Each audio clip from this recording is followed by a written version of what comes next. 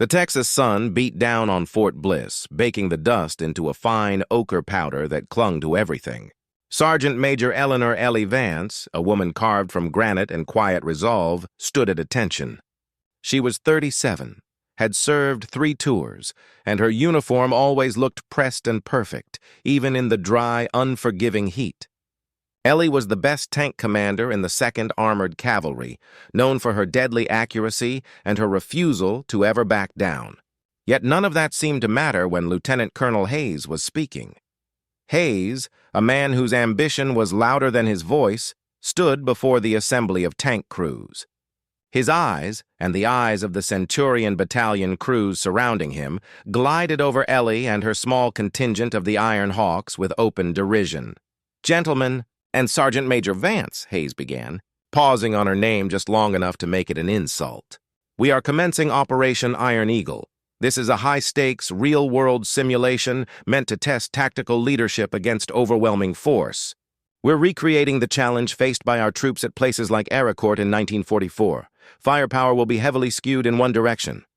Ellie felt a cold knot tighten in her stomach. She knew what was coming. Her unit, the Iron Hawks, had been chosen to play the underdog, the unit given the impossible task. But the equipment they were handed was almost unbelievable. The Centurion Battalion, under the capable command of Major Rourke, Hayes continued, nodding to a burly man who sported a smirk, will deploy their full complement of M1A2 Abrams tanks. Modern, fast, heavily armored. They represent the enemy's superior firepower. Rourke just crossed his arms, staring straight at Ellie as if she were a nuisance fly. Hayes then turned his attention to the Iron Hawks. "As for the Iron Hawks, you will be operating the M4 Ghost platoon. These are refurbished, retrofitted M4A3 Sherman tanks. Their historical armor and slow speed have been accurately calibrated into the simulation's damage models." He pointed toward a dusty corner of the motor pool where 4 ancient-looking tanks sat, their tracks coated in decades of dry storage grease. They looked like dinosaurs parked next to the sleek, angular power of the Abrams. A wave of laughter rippled through the Centurion crews. A young private near Ellie snorted and quickly covered his mouth. The knot in Ellie's stomach pulled tighter, but her expression remained perfectly flat. Hayes walked over to the nearest Sherman, slapping its aged hull with a gloved hand. The metallic sound was hollow. "We call these the Ghosts because they're relics.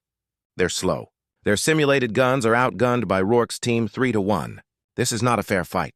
It's a test of whether outdated strategy and inferior equipment can ever win." He stepped closer to Ellie, lowering his voice just for her, but loud enough for Rourke to hear.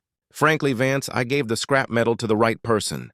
You've always been about heart over horsepower. Maybe you can nurse these old machines to the finish line, but don't expect a win. This isn't a history class, it's modern warfare, and a woman commanding armor is already a liability. Now add these relics to the mix." The insult landed like a physical blow, a calculated, low-down jab meant to undermine her authority in front of everyone. Rourke's smile widened. Ellie felt the heat of injustice rise from her collarbone, but she didn't flinch. She simply met Hayes's cold gaze with her own, which was suddenly hotter and harder than the Texas sun. "Sir," she said, her voice clear and carrying across the silence. The M4 Sherman crews at Arracourt didn't have a choice in their equipment either. They won with tactics. My job is to prove that American ingenuity and a better plan beats a bigger gun. We accept the assignment." Hayes only grunted, dismissing her. "Just try not to break the antiques, Sergeant Major. They belong in a museum." Ellie watched him walk away. The dust settled, leaving her standing alone next to the 4 dusty, dented Shermans. She felt the weight of the entire platoon, the mocking judgment of the Centurions, and the outright malice of Hayes pressing down on her shoulders. She ran a hand over the cold steel of her assigned tank, the Valkyrie. "They think we're a joke," she thought, her lips pressing into a thin, determined line. "They think we're weak. They think we're supposed to lose." She turned to the few men and women of the Iron Hawks who remained, their faces a mix of embarrassment and defeat. "All right, listen up," Ellie commanded, her voice now sharp and steady. "The colonel calls them ghosts. Fine. We'll be the ghosts they never saw coming. We're going to run them ragged, outthink them, and make them regret every single word they just spoke. This fight is no longer about a drill. It's about respect. We strip these tanks down to the bone and learn every weakness and strength. We start now, no breaks. We are unbroken. The next 3 days were a blur of grease, heat, and relentless study. Ellie Vance lived in the motor pool, sleeping on a cot beside the Valkyrie. The sheer task of preparing the M4 Shermans for a high-speed simulation against the cutting-edge Abrams was daunting. The men in her platoon, initially resentful of the museum pieces, were quickly won over by Ellie's quiet, obsessive competence. Her gunner, Private Miles, a kid barely out of basic training but with a sharp mind, was the first to realize the scale of the challenge and the scale of the sabotage. "Sarge," Miles said one morning, wiping grime from his brow, "the optical gear on the Valkyrie is all misaligned. We'd be sighting 30 degrees off target at anything over 400 yards. And look at this."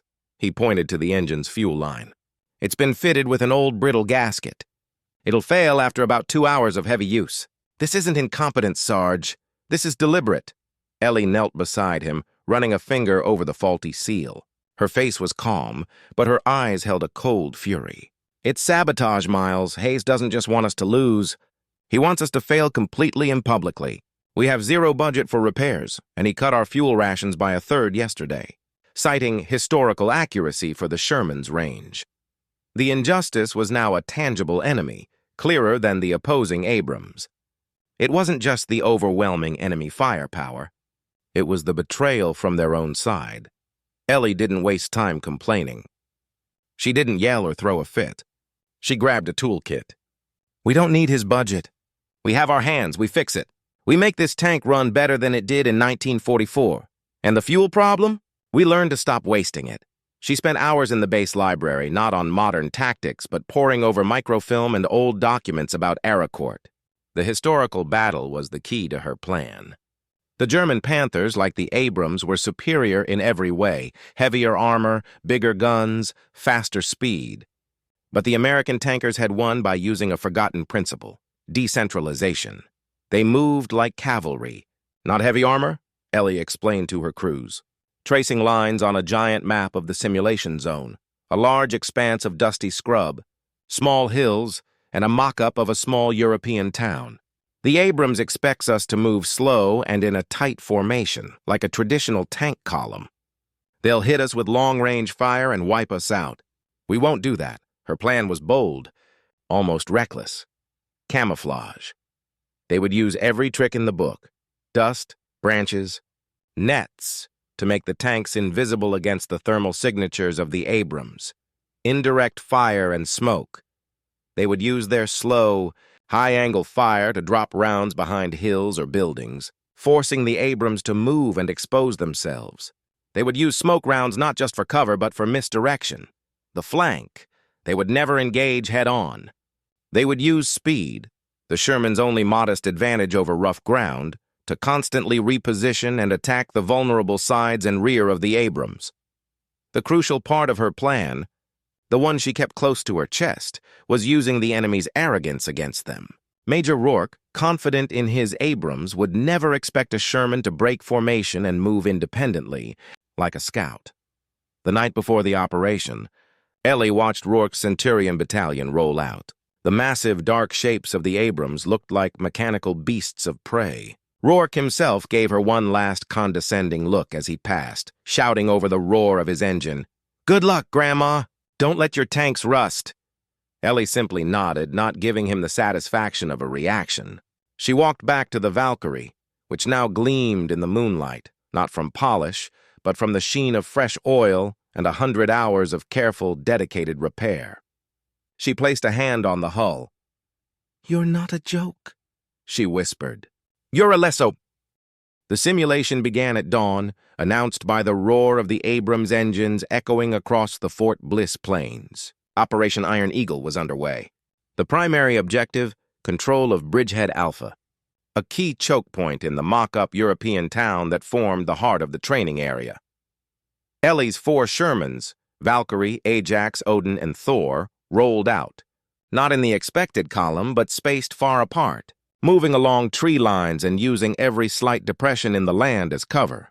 They were slow, noisy, and their historical disadvantage was immediately apparent. Within the first hour, the first Sherman Thor was disabled. The Centurions, moving fast and using their superior optics, spotted the Sherman from a ridge a mile away and disabled it with a simulated long-range shot. The radio crackled with Major Rourke's smug voice. Centurion 1 to command. First ghost down. This is going faster than I thought. Ironhawks, maybe stick to the motor pool next time. Ellie ignored him. The loss was expected. Valkyrie to all remaining units, she radioed, her voice calm as a stream. Remember the plan. 1 down is acceptable. We changed nothing. Odin, start the smoke sequence. Low, slow, and wide. Odin immediately fired a thick simulated smoke round into a dense patch of scrubland 100 yards away. The smoke wasn't meant to cover Odin, but to draw Rourke's attention. Rourke, seeing the rising smoke, took the bait. They're trying to cover a retreat. Centurion 2, move wide and flank the smoke. Centurion 3, prepare for direct fire on my mark. Ellie's tank, the Valkyrie, had been perfectly camouflaged in a hull-down position. Only the tiny turret was visible over a dusty ridge, almost 2,000 yards from the smoke. She had been waiting, silent and still, for 20 long minutes. Miles, prepare to fire, Ellie ordered, her eyes glued to the periscope. Not at the target, but at the effect.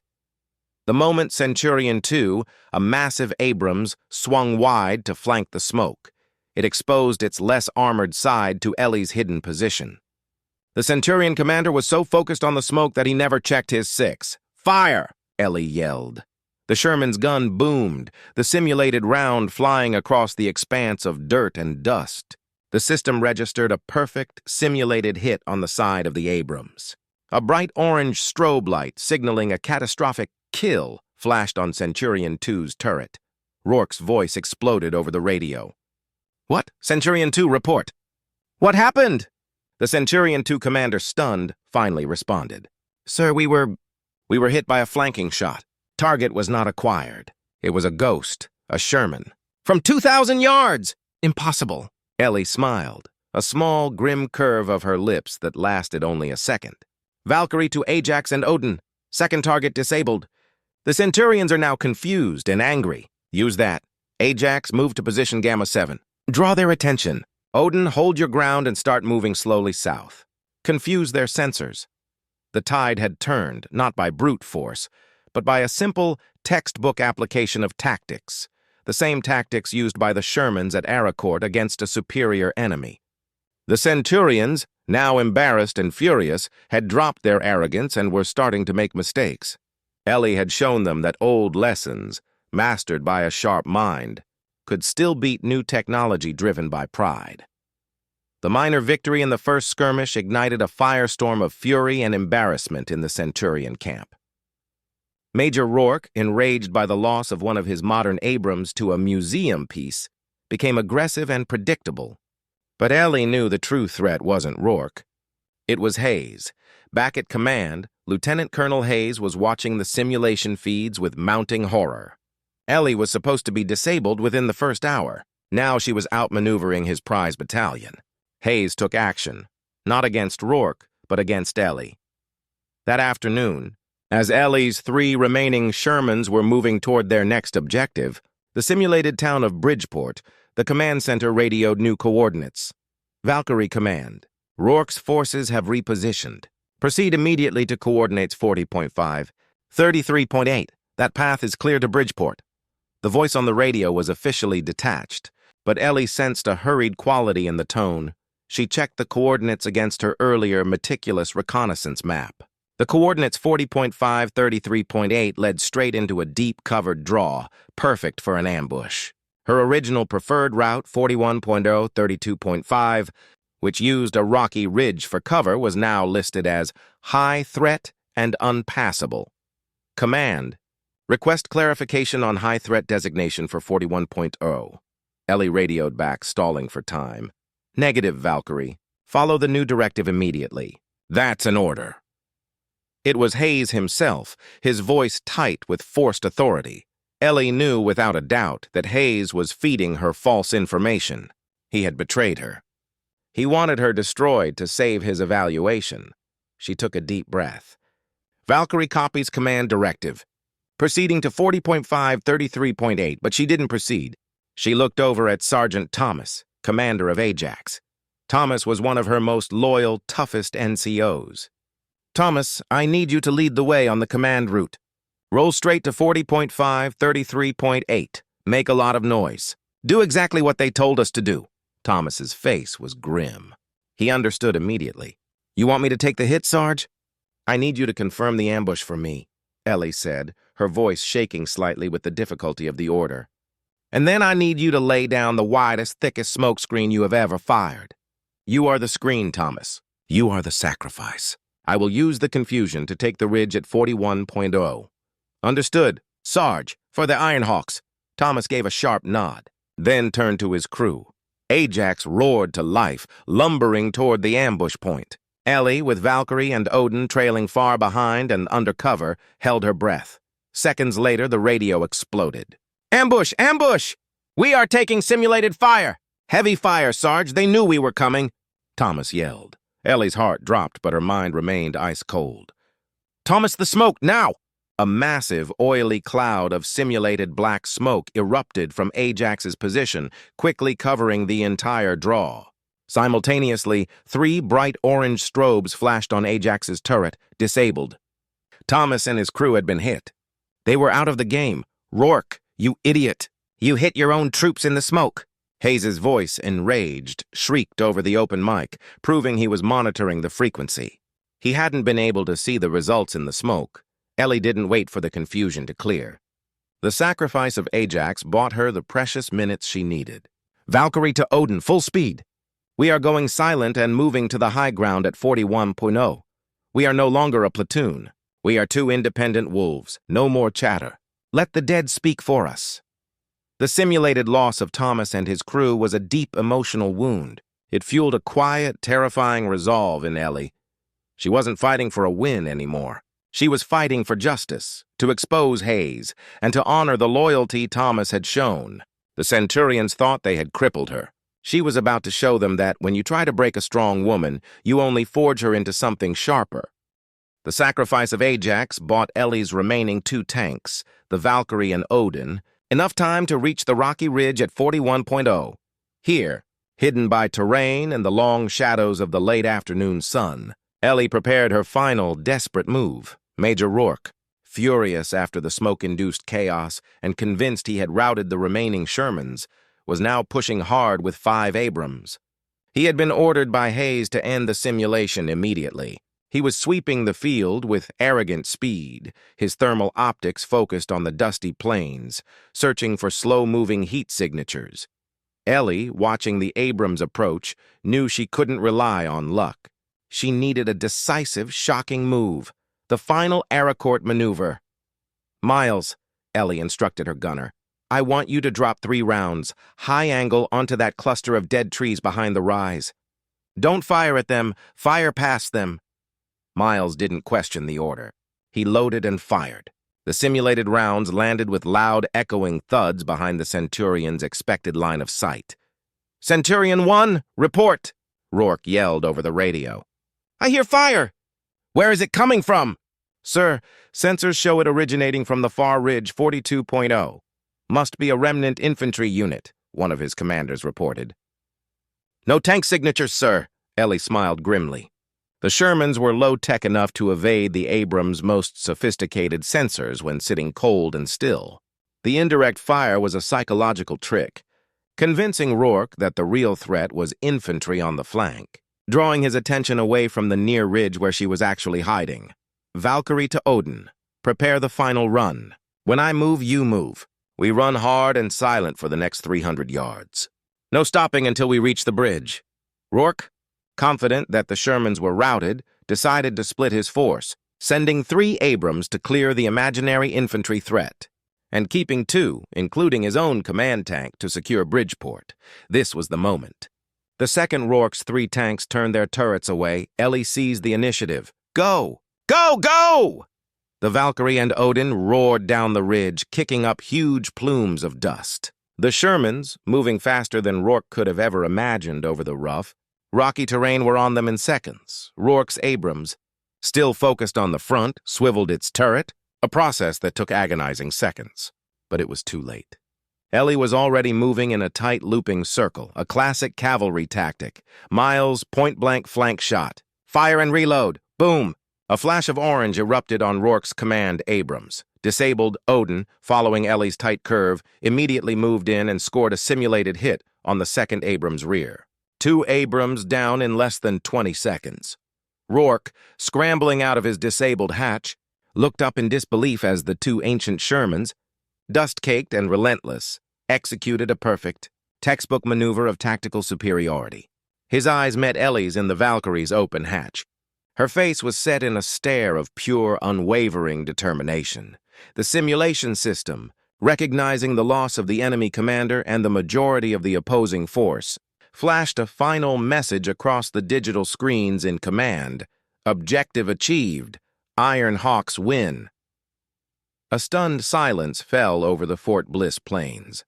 The Centurions were frozen, their faces etched with shock. They had been outgunned, outpaced, and completely outthought by 2 women and a few Shermans. The Ghosts had won. The final after-action review, AAR, was held in the largest briefing room on base. The atmosphere was thick with tension. The generals observing the test looked stern, but their eyes held a flicker of admiration. Major Rourke and his Centurion commanders sat slumped in the back row, humbled. Ellie Vance stood at the podium, her uniform dirty but her back ramrod straight. She didn't gloat. She simply presented the facts of the operation: superior camouflage, use of terrain, and decentralized movement that confounded modern sensors. The Sherman tank, she stated, her voice calm and authoritative, is obsolete in horsepower, but it is not obsolete in spirit. The crew of Ajax, Sergeant Thomas, made the ultimate sacrifice to ensure we could execute our flank maneuver. Their loss was our win. The Iron Hawks proved that strategy and heart will always be a factor, even against a $10 million tank. General Peterson, a tough-looking woman with decades of service, nodded slowly. Sergeant Major Vance, your performance was exemplary. You used every disadvantage to your advantage. You have earned my deepest respect, and I believe you have earned the respect of the entire armored community today. Major Rourke, red-faced, stood up. He walked to the front and offered Ellie his hand. Sergeant Major, I was wrong. Completely and utterly wrong. You are a genius. I'm sorry for my arrogance. Ellie took his hand, her gaze steady. Thank you, Major. Respect earned is what matters. Lieutenant Colonel Hayes, however, was pale, standing by the side, clutching a binder. He cleared his throat. With all due respect, General, while the technical win is hers, we must consider the extraordinary casualties. 3 out of 4 tanks were disabled. The tactical loss was too great. This was his final attempt to undermine her. The room grew silent. Ellie turned to Hayes, her expression changing from one of quiet pride to cold, focused purpose. She reached into her pocket and pulled out a simple printed radio log and a small, cracked rubber gasket, the one Miles had found on her fuel line. Sir, the casualties of the Iron Hawks were indeed high, Ellie said, her voice cutting through the tension, but they were incurred under compromised circumstances. I believe the record must show the truth of why those tanks were lost. She placed the gasket and the log on the table. Hayes's eyes went wide. The log, General, Ellie continued, addressing General Peterson, shows a highly irregular directive from command ordering my unit to proceed down an unsecured route, a known ambush point, which resulted in the loss of Ajax. Furthermore, the maintenance reports I conducted myself show intentional sabotage of my vehicle's fuel systems and optics before the operation began. She pointed a finger directly at the flawed coordinates in the log, then to the brittle gasket. This was not a historical test, General. This was a setup. Colonel Hayes was determined for us to fail, not just due to the enemy, but due to deliberate acts of betrayal from within our own chain of command. Hayes stammered, his face a mask of panic. General, this is insane. Fabricated. She's trying to cover her failure with an attack on her superior officer. General Peterson picked up the log and the gasket. She looked from the damning evidence to the now sweating Hayes, then to Ellie, whose eyes held not anger, but a simple, terrible truth. "Hayes," the general said quietly, "you are relieved of duty pending a full investigation. This behavior is intolerable." Two military police officers immediately moved to escort a reeling, defeated Hayes from the room. The atmosphere shifted instantly. Justice wasn't just served. It was laid bare. Ellie had not only won the battle on the field, but she had exposed the corruption that tried to bury her career and her team. Ellie watched Hayes leave, then turned back to the room. She stood taller now, not because of the praise, but because the weight of injustice had finally been lifted. She looked at Rourke, who offered a second, more respectful nod, and then at Miles and her crew, who were beaming.